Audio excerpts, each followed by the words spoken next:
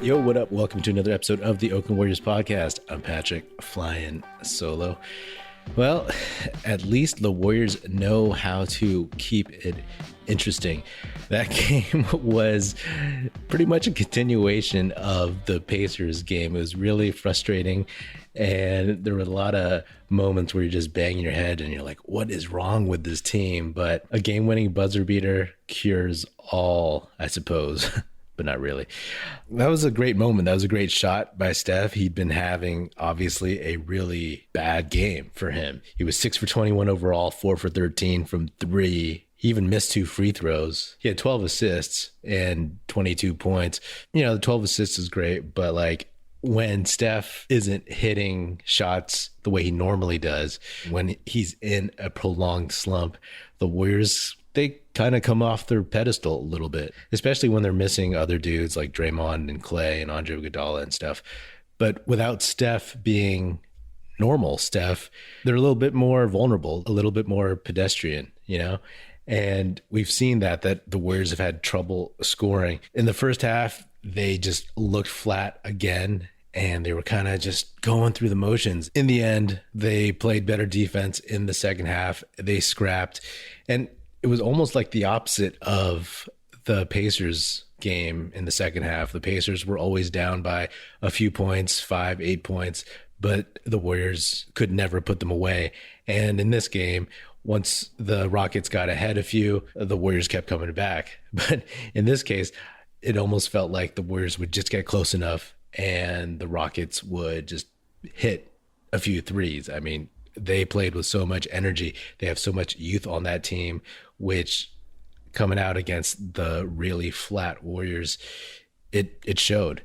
It was a huge contrast. But the Warriors hit shots and made plays when they needed to. Jordan Poole, he was better in the second half. He ended up shooting 7 for 15, 2 for 4 from 3, and he had 20 points. One of his better games in the last couple weeks. I thought Andrew Wiggins was solid. He was better than he was against Indiana, 7 for 16.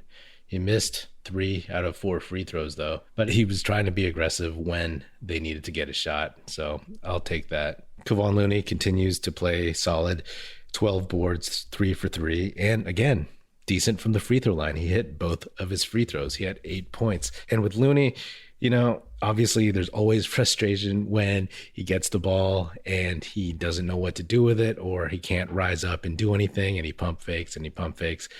But what he's given the Warriors on the other end and in general with screens, especially with Draymond out and with rebounding, that's huge.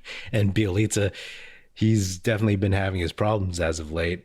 So you need Looney to be that solid vet in the middle that can at least be a bruiser and do all the dirty things, all the little things that right now not many guys on the Warriors can actually do.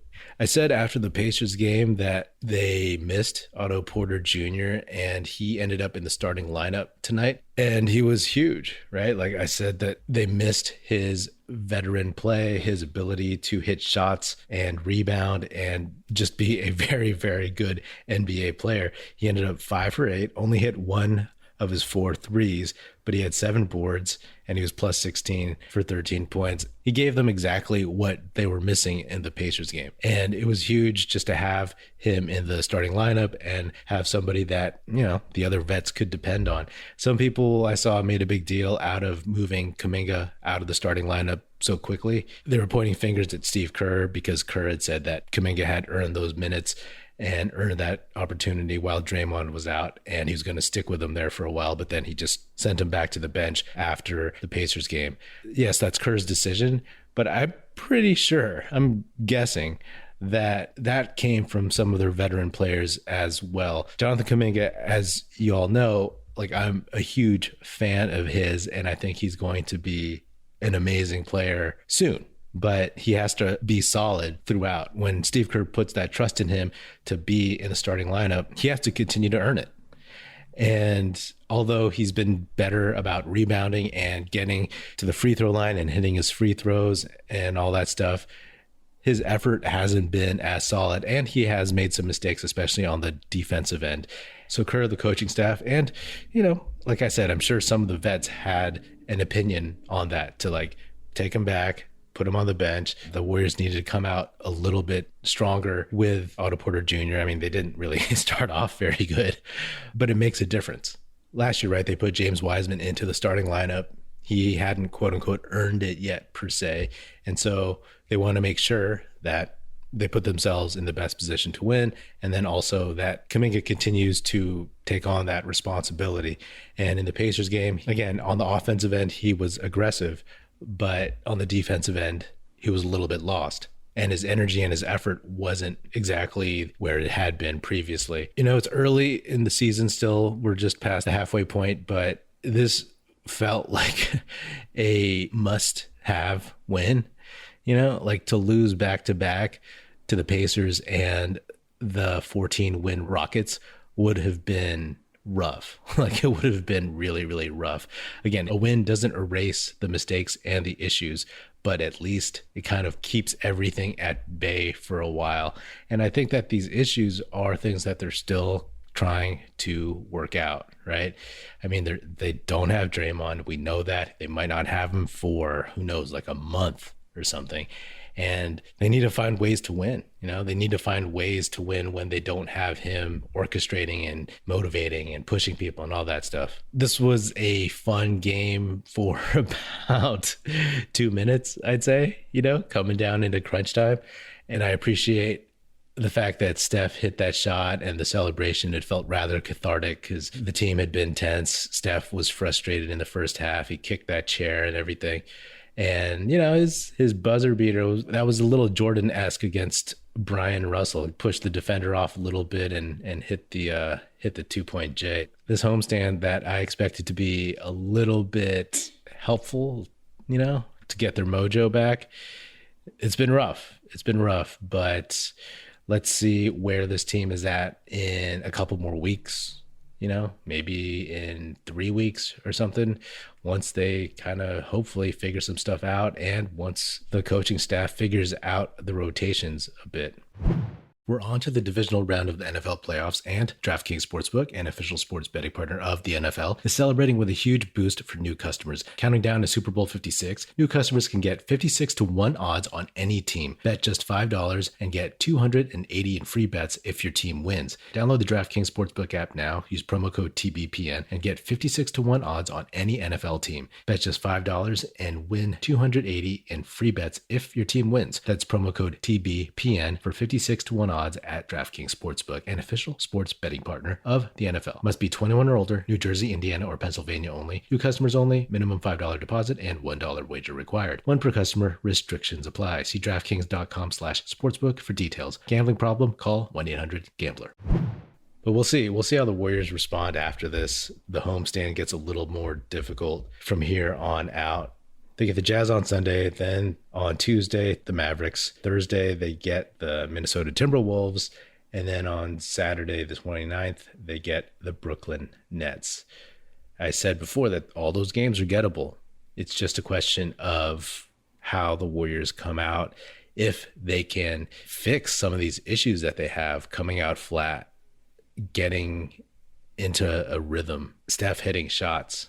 I mean, it all rides on those things. And honestly, like if things start clicking, then all is forgiven, all is forgotten. I think they'll get there still, of course. And again, this season, it's a long way to go, but it's tough watching this team that was lights out early on going through these struggles. But that's just how sports and the NBA goes. That's what happens with injuries and having somebody like Klay Thompson out for 941 games show up and then all of a sudden become a starter and, you know, basically get 15 shots a game.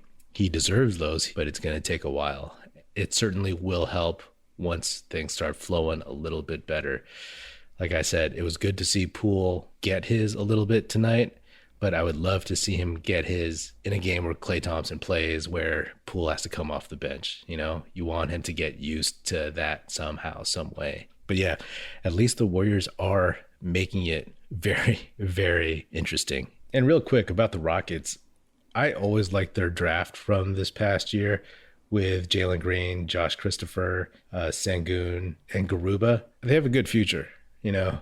Jalen Green, that guy, he missed all 11 of his shots. 0 for 11, 0 for 5 from 3. Yuck. But Josh Christopher hit a couple of big threes. And Sengun, I mean, that guy was MVP of the Turkish league at 18 years old. So that guy plays kind of like a veteran. But, this Rockets team is much better than they were when they started the season. And that's the effect of just letting a bunch of young guys play. So they were confident. They came out with energy. And their whole team is a bunch of young dudes with young legs. And they definitely weren't scared of playing against Steph and the Warriors. Anyway, that's another episode of the Oakland Warriors podcast. Be sure to subscribe wherever you get your podcasts. Feel free to hit me up on Twitter at Patrick Epino, Epino, or at Oakland Warriors. Check us out at oaklandwarriors.com, and be sure to tell your fellow Warrior fan friends to tune in and listen. The Oakland Warriors podcast is produced by National Film Society and is a part of the Basketball Podcast Network. And if you're so inclined, please do leave us a 5-star rating on Spotify and or Apple Podcasts, and say nice stuff about us in a review on Apple Podcasts. That'd be much appreciated. That's it. Music in this episode provided by Paper Sun. Special thanks to Paul Amardo for production support. See you next time, and go Dubs.